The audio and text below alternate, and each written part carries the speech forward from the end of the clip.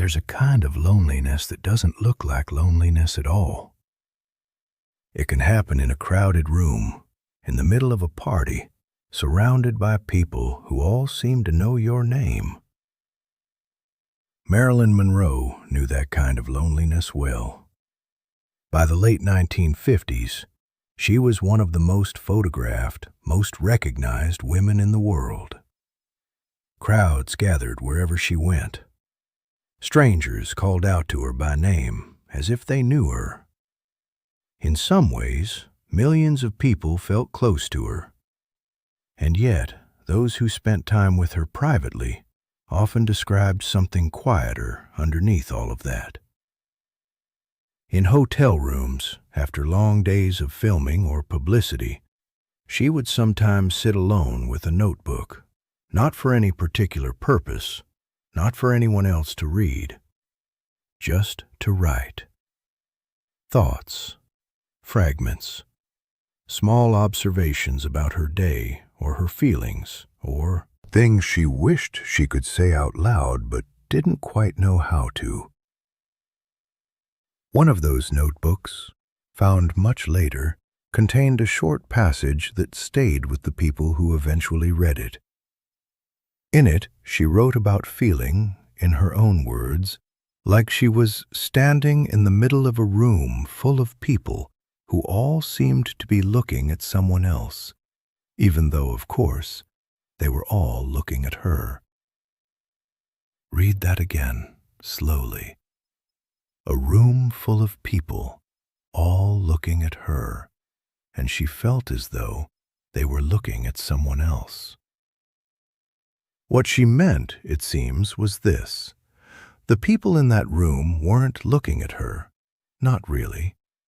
They were looking at Marilyn Monroe, the image, the persona, a version of her that had been built up, layer by layer, photograph by photograph, until it had become, in many ways, a separate person, one that the real woman underneath had to live behind every day. And in a room full of people looking at that image, the real woman, the one holding the pen, writing in the notebook late at night, could feel completely invisible, unseen, alone in the most literal sense, despite being surrounded.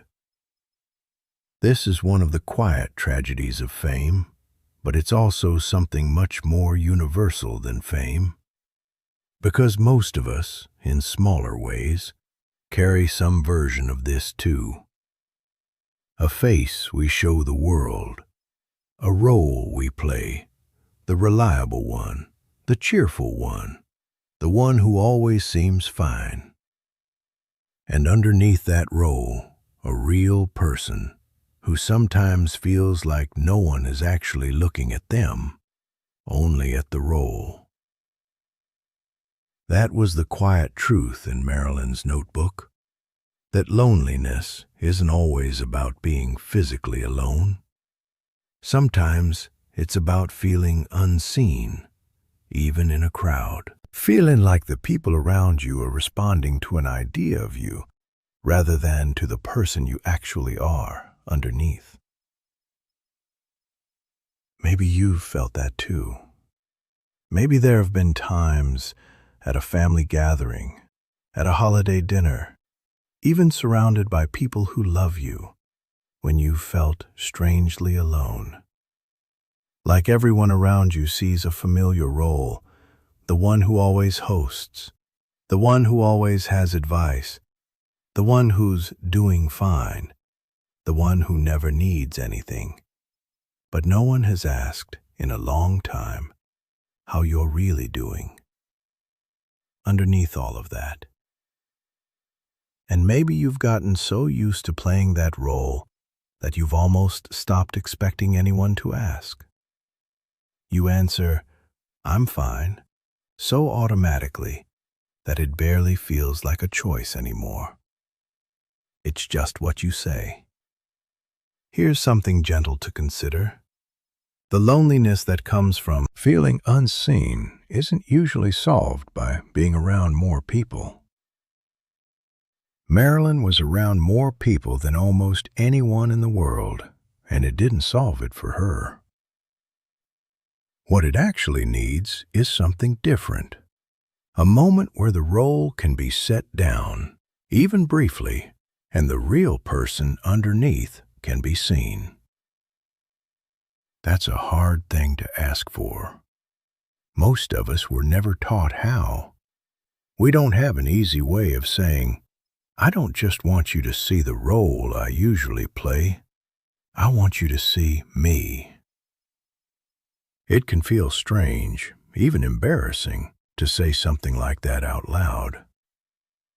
But it doesn't have to be said so directly. Sometimes it can be as simple as answering a question honestly, just once, instead of automatically. The next time someone asks how you're doing, instead of saying, fine, maybe you pause just for a moment and say something a little truer. Honestly, it's been a hard week. Or, I've been feeling a bit low lately, but I'm not sure why. You might be surprised by what happens next. Often, the people around us are simply waiting for permission, waiting for a sign that it's safe to ask more, to sit with us in something real, instead of just exchanging pleasant, practiced words.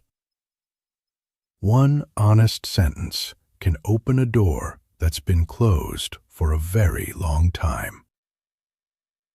Marilyn Monroe spent her life being looked at, but what she seemed to want in those quiet notebook entries wasn't more attention.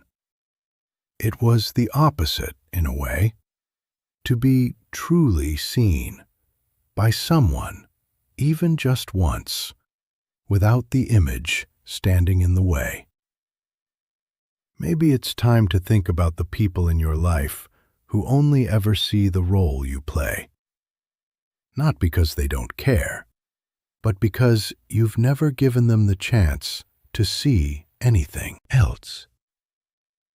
And maybe it's time to give one of them that chance. It doesn't have to be a big conversation. It can be small. A short message. I've been thinking about things lately, and I'd love to really talk sometime. Not just catch up, but really talk. Most people, when they receive a message like that, don't feel burdened. They feel trusted. It's never too late to let someone see you, the real you, underneath whatever role you've gotten used to playing. Even if you've played that role for decades, even if it feels at first like taking off a piece of clothing you've worn so long it feels like skin.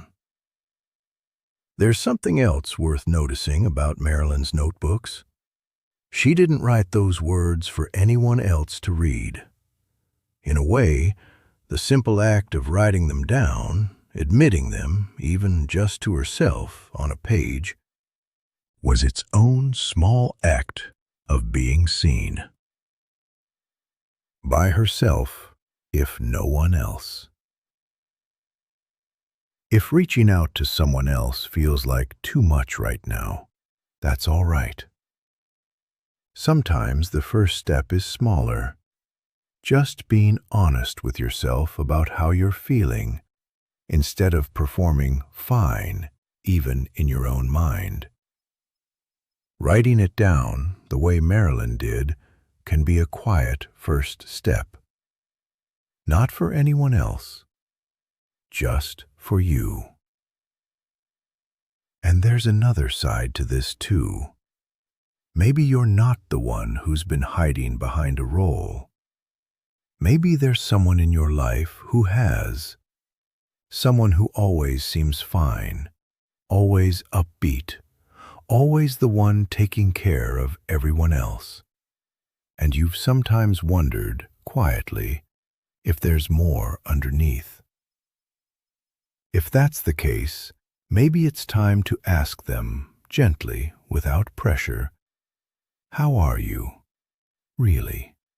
And then, when they say fine, as they probably will at first, maybe it's time to say, just as gently, "I know.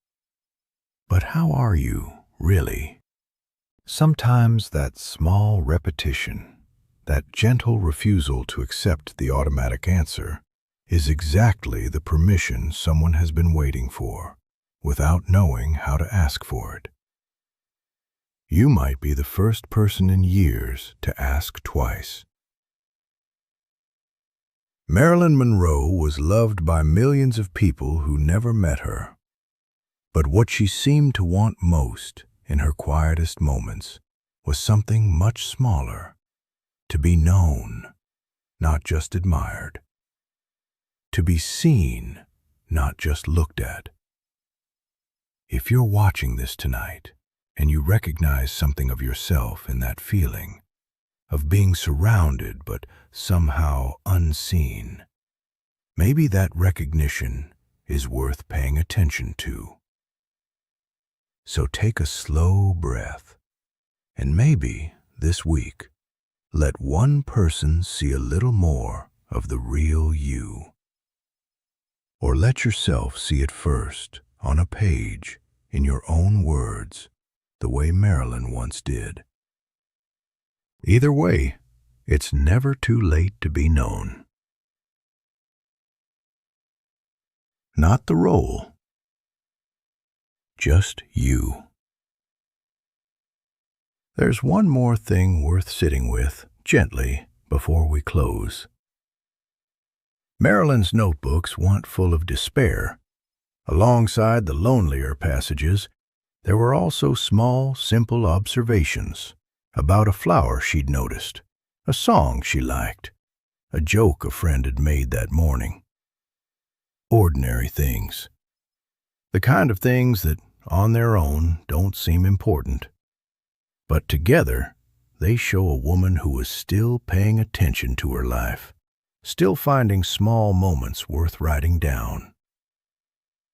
That's worth remembering, too. Loneliness and noticing aren't opposites. You can feel quietly alone and still notice the way afternoon light falls across a room, or the sound of a familiar voice on the phone, or the comfort of a cup of tea in your hands. These small things don't erase loneliness, but they're proof that you're still here, still paying attention, still capable of being moved by small, good things. Maybe tonight, instead of, or alongside, reaching out to someone, you could try what Marilyn did, in her own quiet way. Take a few minutes and write down something small from today. Not your whole life story, just one thing you noticed. One thing that felt, even briefly, good. Over time, these small notes can become something unexpected, a record not of loneliness, but of all the quiet moments that were still there, even on the hard days. Proof, in your own handwriting, that your life has always had more in it than the role you've been playing. Marilyn Monroe's words were eventually read by people who never knew her, and many of them said the same thing, that for the first time they felt like they were meeting the real woman, not the image. That alone says something. That even years later, even after everything, being truly seen is still possible. If you're watching this tonight, maybe that's possible for you too. Not someday, maybe even tonight.